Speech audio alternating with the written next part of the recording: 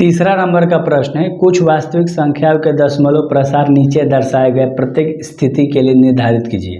यह संख्या परिमेय संख्या है। अगर वो परिमेय संख्या हो जाता है जो नीचे तीनों दिया गया है, यदि परिमेय संख्या p बटा q के रूप में है तो q के अभाज्य गुणनखंड के बारे में आप क्या कह सकते हैं, बस बता देना है। सिंपल सी बात ये थी। तो तीनों क्वेश्चन ध्यान से समझना, मैं बताता हूँ।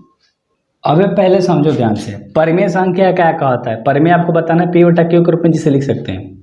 एक खत्म हो गया, पॉइंट के बाद इतना तक भागा आया, खत्म हो गया, तो इसका आप पॉइंट उड़ा के लिख सकते हो। ठीक है, तो इसे हम p बटा q के रूप में आराम से लिख सकते हैं। क्यों? क्योंकि इसके q के जगह पे अगर यहाँ से मान लो हटाते हो पॉइंट को, तो 10 1 2 3 4 5 6 7 8 9 को है तो 9 को 0 हो जाएगा, यानी कि 10 के पावर 9 q में आ जाएगा। और ऊपर वाला सभी संख्याएं 10 के 10 हो जाएंगी। ठीक है, तो इसमें कोई दिक्कत वाली बात नहीं थी। इसे p बटा q के रूप में आप लिख सकते हो। डिटेल में मैंने आपको समझाया, क्योंकि ये खत्म हो गया था और ये परिमेय संख्या हो सकता है। दूसरा क्वेश्चन क्या है, इतना है, देखो 0.12, एक गो 0, फिर 2 गो 0, फिर 3 गो 0, फिर 4 गो 0, ऐसा डॉट डॉट दे दिया। ये जिंदगी भर तुम लिखते रह जाओगे, खत्म नहीं होगा, अनंत तक आप जितना लिखो।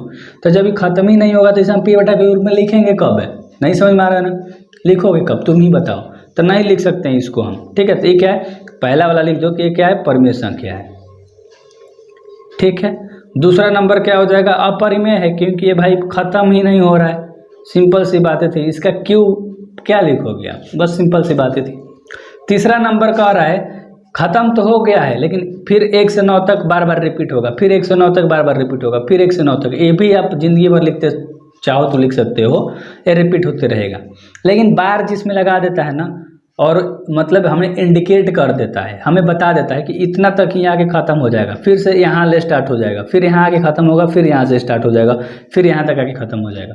तो ऐसे संख्याएं को हम लोग क्या कहते हैं, परिमेय संख्या कहते हैं।